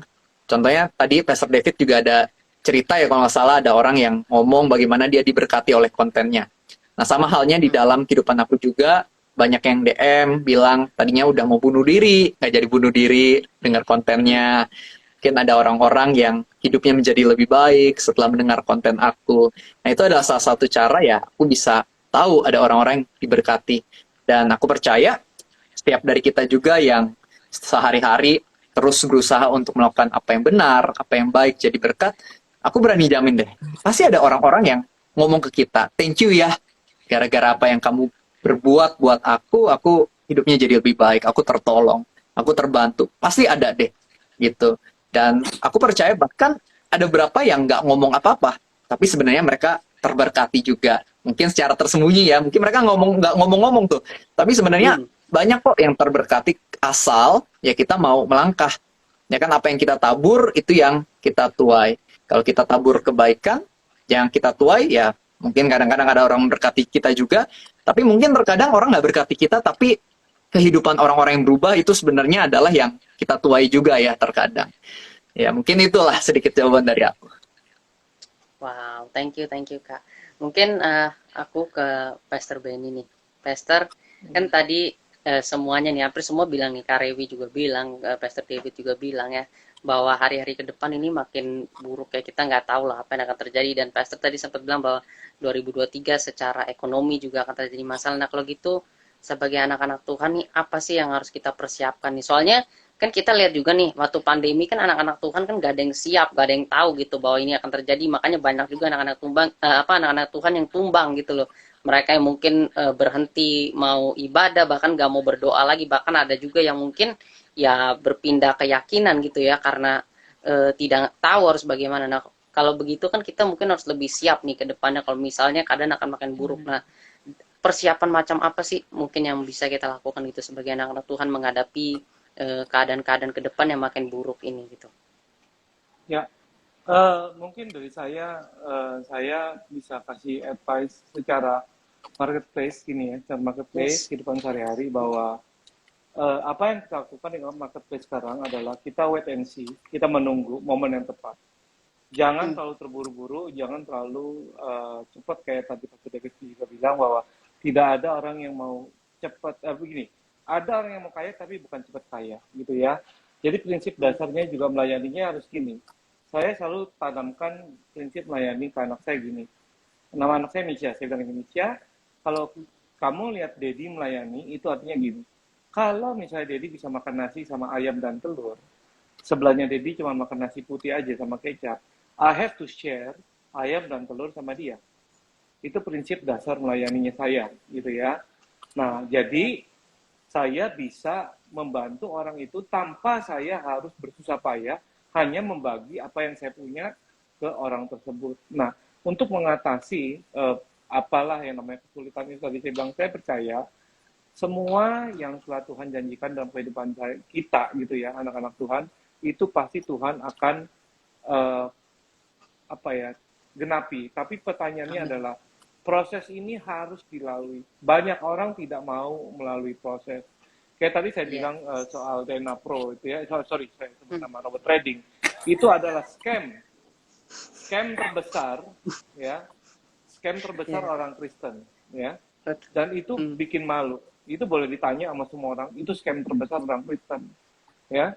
Dan itu menjadi di marketplace itu kita hamba-hamba Tuhan nih, apalagi kayak saya gitu ya, mungkin Pak David, Pastor David yang di luar gitu ya, akan ditanya banyak orang gitu ya. Nah, sekarang persiapan apa sih yang harus kita beresin? Yaitu rasa cukupnya harus siap. Kesederhanaannya kayak itu, di takernya apa? Takeran sederhananya apa? Takeran kayaknya apa? Nah, itulah yang membuat orang nggak tahan. Nah, itulah yang membuat orang nggak bisa pengen sesuatu yang lebih gitu loh. Misalnya hari inilah, misalnya kita bisa ngomong ya, hari inilah kita diberkati mobil baru aja gitu. Ada aja yang bilang gini, aduh mobilnya Hyundai, coba lu dikasih Mercy. Kan ada tuh yang kayak gitu. Tapi nggak bisa ngomong, betul. Aduh Tuhan, terima kasih buat Hyundai yang baru gitu ya. Nggak ada. Nah, takerannya yang harus disesuaikan. Jadi disederhanakannya itu adalah persiapan hati, juga kekuatan. Nah, baca firman seperti Bro Revi ngomong itu ya. Baca firman itu sangat membantu kekuatan buat kita. Dan kita sebagai hamba-hamba Tuhan, anak-anak Tuhan itu saling menopang satu dengan yang lain. Jangan saling maksud saya saling menekan gitu ya, dengan saling support apapun itu, sekecil apapun itu. Karena tantangan terbesar orang Kristen ini kan gitu, bahwa kayak tadi Pastor David bilang, identik dengan kesederhanaan, identik dengan doa, puasa, kesusahan. Enggak juga. Tuhan nggak janjiin itu gitu ya kan. Tapi belajarlah di luar sana, seperti tadi bilang, firmannya jangan cuma diucapkan, tapi dilakukan. Saya senang sama Bro Revi ini. Maksudnya dia baca firmannya kuat, sosial medianya bagus, pelayanannya bagus, tapi dia juga kerja di public speaking. Nah, Pastor David juga udah mulai bisnis gitu ya, bahkan mungkin akan ditambah-tambahkan bisnisnya gitu. Nah, kenapa kita semua nggak mencoba itu, gitu loh? Karena ingat loh, murid Yesus semua rasul itu juga dari pengusaha, nggak ada yang semua ujuk-ujuk baca Alkitab semua terus nggak kerja gitu, nggak juga gitu ya kan. Ya, Justru betul. kalau kita semakin tanda kutip di marketplace semakin luar biasa, bukan soal uang ya, tapi power gitu ya, itu akan memberkati banyak orang. Itu yang paling penting. Nah, saya posisi saya hari ini umur saya 47 ya. Saya berulang kali kenapa saya bawa 47, karena saya berasa gitu saya tua banget gitu, dulu kayaknya berumur 20-an gitu, 30. Saya berasa banget ujung saya mau kemana gitu ya. Anak saya udah mau kuliah, jadi ujung saya mau kemana nih. Jadi saya di satu titik di mana saya mau, ujung saya adalah saya cuma bisa mau memberkati, bisa menjadi berkat buat banyak orang, bukan cuman uang, nggak ada bukan uang, tapi mungkin ilmu atau legacy dari kehidupan saya, cara hidup yang benar-benar bisa orang bisa lihat. Karena gini, banyak di luar sana, mungkin tadi kayak Revi bilang sama orang nggak tahu siapa yang nikmatin konten kita, ya memang nggak ada yang tahu. Saya bikin podcast sama Adela Wulandari, ya podcastnya tentang keperawanan, tentang wah pokoknya bahasanya bahasa gawat deh gitu ya. Tapi ternyata podcast itu didengerin oleh orang banyak-banyak yang mau aborsi, mau ini, mau itu. Nah jadi jangan menutup diri. Orang Kristen udah cukup untuk menutup diri. Jangan eksklusif. Buka pintunya, banyakin orang masuk ke dalam diri kalian, hidup kita gitu ya. Ayo sama-sama kita dengar mereka. Terus juga kita kasih dia sesuatu. Ingat, Yesus pelayanannya nggak cuma memberi loh, dia juga mendengarkan. Nah, kita harus bisa jadi orang kayak gitu. Itu sih saran dari saya. Wow, Mungkin thank you so much, Pastor, untuk ininya pesan-pesan yang luar biasa. Mungkin aku ke Pastor David, apa ini yang harus kita persiapkan? Mungkin mau ditambahin dari segi marketplace atau dari sisi rohani atau bagaimana? Silakan Pastor David. Hati kita mesti berpaut ke Tuhan ya, itu secara rohani. Dan yang kedua, kita harus mulai rubah cara berpikir kita, terutama tentang marketplace dan kehidupan yang nyata. Karena pada faktanya adalah Yesus hanya satu kali merubah air itu jadi anggur. Tidak setiap hari Yesus memberi makan 5.000 orang itu dengan mujizat 5 roti dan 2 ikan. Nah, terkadang orang Kristen itu cuma berpikir dia pengen terima mujizat tapi nggak ngelakuin apa-apa. Padahal Yesus cuma 1-2 kali sesuai dengan kebutuhan orang pada saat itu. Tidak selalu Yesus merubah air itu jadi anggur terus. Gitu. Tidak selalu Yesus merubah 5 roti 2 ikan itu untuk 5.000 orang kenyang. Jadi kita jangan berharap pada mujizat, sebenarnya kita sedang menutupi kemalasan dan ketidakmauan kita. Jadi kalau buat saya harusnya gitu. Harusnya kita kalau mau next level, kita mesti jadi pengaruh. Mesti jadi pengaruh di marketplace, kita mesti jadi pengaruh bahkan di politik, kita mesti jadi pengaruh di kota, kita mesti jadi pengaruh bahkan di masyarakat. Jadi kekristenan itu jadi buah yang nyata yang bisa dirasakan oleh semua orang. Sekarang itu banyak orang yang lapar. Lapar akan apa? Lapar akan jawaban. Sedangkan Tuhan itu mau supaya kita berbuah. Nah, buah itu nggak bisa cuma sekedar di gereja. Terang itu nggak cuma sekedar di gereja. Kalau kita bawa terang di gereja, sedangkan orang gereja pun sudah punya terang ya. Terang ketemu terang, lama-lama mata kita silau. Lama-lama mata kita kabur. Betul. Jadi kita mesti jadi berkat buat orang lain. Karena memang tugas kita, ya kita harus menjadi garam dan terang. Kalau garam dibawa ke tempat yang sudah asin, lama-lama asin ketemu asin, ntar kita darah tinggi lagi. Nah, kebanyakan gereja menciptakan orang-orang yang sudah punya garam, ketemu dengan garam, udah akibatnya darah tinggi itu. Merasa garamnya yang lebih asin, garamnya yang sebelah, punya gue yang lebih asin juga gitu loh. Padahal kita butuh bawa garam ke tempat yang sedang tawar, yang sedang tidak merasakan apa-apa. Dan itu bukan gereja, makanya gereja itu tempat kita bersekutu untuk kita saling menguatkan antara saudara seiman. Kalau dalam bahasa Kisah Para Rasul adalah tempat untuk kita bersekutu. Nah setelah itu, apa yang harus kita lakukan? Apa yang kita dapat, apa yang kita tangkap, kita bagikan kepada orang lain. Yang lapar, kita beri mereka makan. Yang butuh jawaban, kita beri mereka jawaban. Kenapa saya bukan berubah ya? Bukan berarti dengan kita kerja, terus kemudian ada orang-orang yang menghakimi itu udah nggak full time tuh sama Tuhan. Full time itu bukan pada masalah waktu, tapi full time itu pada masalah arah berpikir kita udah beda lagi. Bukan kita, tapi Kristus dan kerajaannya. Nah, satu kali itu saya ketampar banget waktu saya pelayanan di Surabaya. Kayak Tuhan itu memperlihatkan kepada saya betapa bodohnya saya gitu. Habis pelayanan tiba-tiba ada seorang ibu datang sama saya. Ketika datang sama saya, dia bilang begini, Pak Davi, tolong doakan saya, Pak. Saya sedang punya masalah, saya terlilit hutang, Pak. Dan itu saya ditemani sama pengerja gereja. Ada hamba Tuhan juga di gereja itu. Kemudian saya doakanlah ibu ini. Ketika saya doakan, dalam nama Yesus ibu percaya menang atas masalah. Amin. Gitu kan.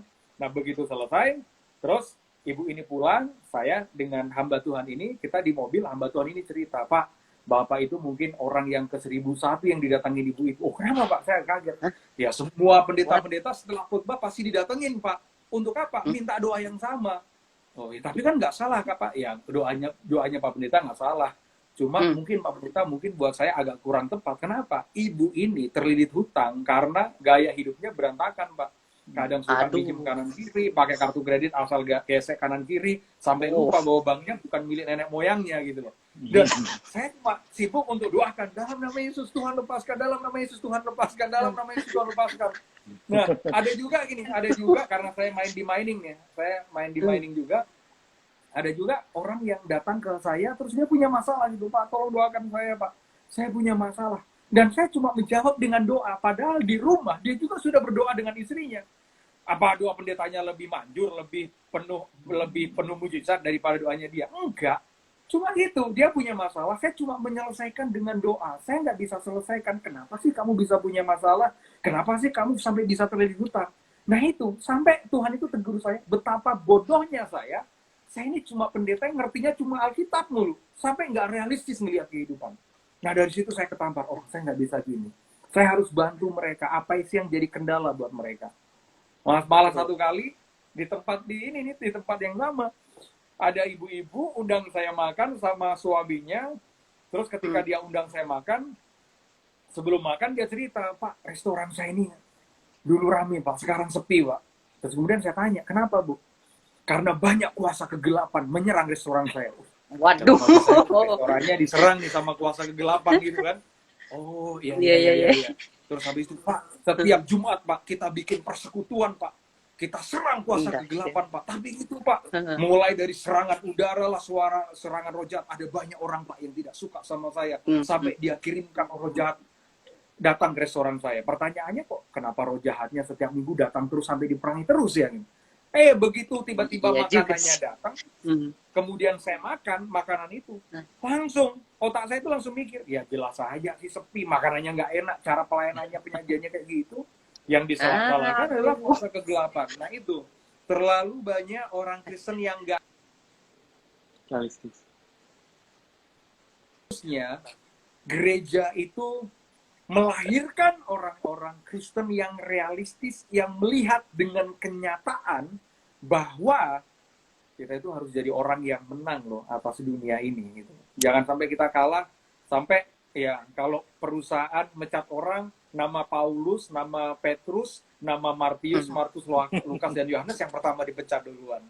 Jadi, come on, yuk kita next level, jangan cuma sekedar, haleluya, haleluya, haleluya. Ayo next level, cara berpikir kita mesti kerjanya lebih keras, kita lebih jujur, kita lebih disiplin, baru kita bisa ngaku, nah, gua anak Tuhan, itu baru keren tuh, kalau kita ngomongin next level. Wow, gitu. Dahsyat. Thank you Pastor David, wow, luar biasa. Mungkin Kak Revi mau menambahkan mungkin dari sisi rohaninya, mungkin untuk the next levelnya, sebagai pertanyaan penutup dari aku untuk malam hari ini. Oke, thank you buat Pastor David ya. Tadi jawabannya luar biasa banget. Jadi kita memang harus go to the next level ya. Kita harus selalu bertumbuh.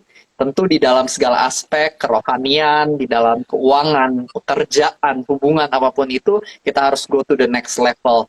Nah, sebenarnya kalau misalnya kita berbicara soal bertumbuh dalam rohani, tentu kita berbicara soal kedekatan sama Tuhan, tapi kayak yang tadi Pastor David dan Pastor Benny juga bahas ya, yang namanya bertumbuh secara rohani artinya ya di dalam pekerjaan juga. Karena kita suka memisahkan ya, kayak kalau misalnya rohani itu selalu berbicara soal pelayanan di gereja, atau mungkin kehidupan doanya. Dan itu benar sih, tapi sebenarnya bekerja itu juga merupakan pelayanan kita loh. Ketika kita bangun restoran dan pelayanan di restoran itu excellent, makanannya enak, nah itu sebenarnya juga merupakan pelayanan. Itu juga kita artinya sebenarnya lagi next level secara rohani loh sebenarnya. Tapi kita seringkali memisahkan itu. Kita pikir yang namanya usaha kita ya itu sekuler lah. Padahal enggak, itu juga sesuatu yang rohani. Kalau kita bertumbuh di dalam usaha semakin excellent, kita misalnya bisa melayani orang dan lebih baik, mengajar staf yang ada, itu juga merupakan pertumbuhan rohani. Nah, jadi kita harus ingat ya, bahwa yang namanya datang ke gereja ya, lagi-lagi itu kita belajar soal karakter yang benar, belajar soal ketulusan hati, belajar soal kerendahan hati, dan itu semua nantinya kita terapkan ketika kita ya ada di keluarga, ketemu sama teman, kita bekerja. Itu semua kita terapkannya di sana. Tadi Pastor David udah membicarakannya berkali-kali ya, itu persekutuan ya, waktu kita buat belajar. Ya, itu jadi kita itu terbukti rohaninya bukan dari seberapa banyaknya kita datang ke gereja gitu. Ya bodo amat kalau misalnya kita mau datang ke gerejanya pagi sampai malam, tapi kalau misalnya di tempat kerja kita kayak setan ya, apa gunanya gitu ya. Jadi ya orang yang rohani bukan cuma ibadahnya yang banyak. Orang yang rohani adalah ketika dia terjun ke lapangannya, dia bisa jadi berkat. Ketika dia ketemu keluarganya, ya dia bisa kasih sebuah value yang baik. Ketika dia ya bisa bekerja, mengumpulkan uang, dan uangnya bisa dia gunakan untuk memberi kepada orang-orang yang membutuhkan. Itu adalah pertumbuhan rohani juga. Makanya kayak yang tadi Pastor David dan Pastor Benny terus bahas juga ya, kita itu jadi Kristen jangan sampai yang berpikir, oh ya semakin miskin semakin rohani. Nggak sama sekali ya. Saya percaya kalau misalnya kita baca di kitab Amsal, Amsal itu nggak pernah bahas yang kayak nggak rohani, yang miskin rohani, enggak. Melainkan Amsal itu bahasnya kan yang rajin, yang rohani. Yang malas itu baru tidak rohani. Gitu. Jadi ya kalau misalnya kita berbicara soal pertumbuhan rohani, maka artinya ya kita harus bertumbuh di dalam kita kerja keras, dalam kita belajar, dalam kita mampu beradaptasi dengan perkembangan zaman. Itu adalah ciri-ciri orang yang rohani juga sebenarnya. Seperti itu dari aku. Wow, thank you so much Kak Revi, Pastor David Herson, Pastor Benny Budi. Sebuah kehormatan yang sangat luar biasa sekali lagi ya bisa ngobrol sama Pastor dan sama Kak Revi juga. So honored sekali lagi, terima kasih banyak. Mungkin sebelum kita doa sama-sama dan tutup live malam hari ini, aku cuma mau nutup sedikit aja dengan ya sedikit saja rangkumannya dari seluruh pembicaraan kita malam hari ini. Teman-teman semua berapa minggu lalu tepatnya, aku diingatkan Tuhan sama satu ilustrasi pohon korma. Ya teman-teman kalau lihat pohon korma, dia itu kalau mau tumbuh itu pasti ditaruh bahan yang berat dulu di atasnya dia. Kenapa? Supaya buat akarnya itu jadi kokoh, dan ketika dia bertumbuh juga dengan buah-buah yang nggak ngasal ke sana kemari, tapi benar-benar lurus dan benar-benar buahnya pun baik, hasilnya pun baik gitu loh. Dan itu menjadi pohon yang sering juga menjadi satu ilustrasi di Alkitab. Bahkan kalau dari perjanjian lama sampai perjanjian baru. Nah, gunanya dalam kehidupan kita apa hari-hari ini? Ketika kita mau next level di dalam kehidupan kita, kita harus siap untuk yang namanya diproses. Gak ada dari kita yang bisa lolos dari namanya proses. Tapi ketika kita sudah melalui tahap proses itu, kita juga harus mau yang namanya bertumbuh. Jangan hanya stay di tempat yang sama, tapi bertumbuh. Terus berjuang. Kalaupun kita bekerja, ya bekerjalah bagi Tuhan. Kalaupun kita melayani bagi Tuhan. Dan nggak ada kata bahwa kita nggak boleh menjadi berkat di dunia marketplace. Kita sebagai hamba Tuhan pun, siapapun kita boleh bekerja. Bahkan saya pun berjualan ya, dan lain sebagainya gitu loh ya. Kita semua berjuang lah di dalam kehidupan ini. Gak ada kata bahwa kita ngarep-ngarep berkat dari Tuhan aja tanpa ngelakuin apapun. Nggak kayak begitu caranya. Jadi kita harus berjuang, kita harus rajin, dan kita harus selalu minta tuntunan Tuhan. Kalaupun di dunia marketplace ke depannya ya kita lebih banyak menunggu. Jangan asal kita tahu sesuatu kita langsung mau yang cepat. Segala sesuatu yang menghasilkan buah yang cepat, hilangnya pun akan cepat. Jadi pastikan dulu segala sesuatu itu benar. Jangan asal langsung percaya dan asal langsung membuang penghasilan kita dan lain sebagainya. Nanti ketika ada masalah kita nyala-nyalain Tuhan. Jadi ya gunakanlah hikmat dari Tuhan, mintalah pertuntunan Roh Kudus kalau mau bagaimana, dan yang pastinya juga kerohanian kita secara karakter harus bertumbuh. Kalau kita udah jadi berkat di sekitaran kita, dampaknya tuh pasti kelihatan kok. Orang-orang pasti bisa merasakan. Jadi kita nggak usah terlalu pikirin juga mereka udah ngerasain apa belum, ya nggak usah. Yang penting kita do our part, do our best, punya hubungan yang baik sama Tuhan Yesus, punya hubungan yang intim, dan pastinya kita juga selalu berjuang, rajin, jangan malas-malasan aja, nggak ada berkat yang turun dari langit begitu aja tanpa kita mau berjuang. Ingat, iman tanpa perbuatan adalah iman yang mati, tetapi iman yang dengan perbuatan adalah iman yang hidup, dan itu adalah iman yang dikehendaki juga oleh Tuhan kita Yesus Kristus. Mari kita bersatu, kita dalam doa. Tuhan Yesus, kami bersyukur untuk live malam hari ini Tuhan. Kami bersyukur untuk hamba-Mu, Kak Revi Halim, bersyukur untuk hamba-Mu, Pastor David, bersyukur untuk hamba-Mu, Pastor Benny. Tuhan, kami bersyukur Tuhan untuk ketiga hamba-Mu ini yang sangat luar biasa Tuhan, menjadi berkat, menjadi kekuatan bagi kami malam hari ini Tuhan. Kami belajar hal baru Tuhan, tentang entering the new level Tuhan. Kami tidak tahu Tuhan kedepannya 2023 atau mungkin akhir-akhir 2022 akan seperti apa, tapi kami tahu kalau kami punya Engkau, kalau kami mengandalkan hikmat-Mu, kalau kami menjadi pribadi-pribadi yang hidup benar dengan Engkau, kami percaya Tuhan segala sesuatu tindakan kami bukan menjadi tindakan bodoh, tetapi menjadi tindakan yang Engkau kehendaki. Karena itu Tuhan, berdaulatlah Engkau atas kehidupan kami, atas pekerjaan kami, atas pelayanan kami, atas semua yang kami lakukan. Jangan biarkan kedagingan kami yang berdaulat, tetapi biarlah Engkau sendiri yang berdaulat, supaya apapun yang kami lakukan itu berasal dari Engkau, dan apapun yang kami lakukan membawa hormat dan kemuliaan untuk nama-Mu. Kami memberkati pelayanan ketiga hamba-Mu, Kak Revi, Pastor David, dan Pastor Benny. Tuhan, Kau berkati, Kau pakai mereka dengan dahsyat kemanapun mereka melayani. Tanda-tanda heran selalu Kau sertai dengan mereka, Bapa. Kau juga urapi keluarga mereka, Tuhan. Khususnya Tuhan untuk Pastor David juga Tuhan, yang mungkin baru-baru sedang punya baby. Tuhan, Kau berkati Tuhan agar anaknya bertumbuh dengan takut dan taat akan firman-Mu, juga menjadi anak yang berbakti dan menjadi anak yang membawa berkat bagi kedua orang tuanya. Kau berkati kehidupan pekerjaannya juga Bapa. Kami juga berdoa untuk Pastor Benny Tuhan, untuk anaknya Tuhan, biarlah senantiasa bertumbuh di dalam firman-Mu Tuhan, bertumbuh menjadi anak yang taat akan orang tuanya dan membawa berkat juga bagi orang tuanya Tuhan. Berkati kehidupan keluarganya, berkati pekerjaannya Tuhan, kemanapun dia melangkah Bapa, biarlah Engkau terus sertai Bapa, menjadi berkat yang luar biasa di dunia marketplace Tuhan. Berkati juga Kak Revi Tuhan, dengan segala sesuatu rencananya Tuhan, ke depannya Tuhan, baik untuk Grace Step maupun untuk semuanya Bapa, relationship-nya juga Tuhan, Engkau yang tolong, Engkau yang sertai, Engkau yang berkati. Biarlah segala sesuatu indah pada waktunya Tuhan di dalam kehidupan Kak Revi ini Bapa. Kami menyerahkan kehidupan ketiga hamba-Mu ini ke dalam tangan-Mu, biarlah Engkau terus ada bersama dengan mereka Bapa. Kami berdoa untuk setiap kami yang sakit Tuhan, Engkau sembuhkan, yang berat Tuhan Engkau lepaskan, yang memerlukan jawaban doa Tuhan Engkau tunjukkan jalan keluar, Engkau berikan jawaban Bapa. Berikan kami hikmat, berikan kami kebijaksanaan dalam mengambil keputusan di dalam hari-hari kehidupan kami Bapa. Terima kasih Tuhan Yesus, kami menyerahkan kehidupan kami semuanya ke dalam tangan-Mu. Kami menyerahkan bangsa kami ke dalam tangan-Mu, biarlah Engkau senantiasa berdaulat. Hanya dalam satu nama Tuhan Yesus kami menutup live Instagram pada malam hari ini. Dalam nama Tuhan Yesus Kristus, mari kita semua yang sudah diberkati sama-sama kita katakan amin. Amin. Amin. Terima kasih banyak Kak Revi, Pastor David, Pastor Benny. God bless you all, Thank you, teman-teman thank you. semuanya. God bless you, stay safe, stay healthy. Terima kasih bro. Kami dukung. Terima kasih bro. Thank Bye. you, Pastor Benny. Pastor Benny, Pastor Mungkin David. Pastor Benny Thank you, saya Raj. follow God bless Instagramnya. all. Thank you Kak Revi, thank you. Ya. Thank you. God bless you. Thank you. God bless Thank you. Bye-bye semua. God bless you all. God bless you God all. bless.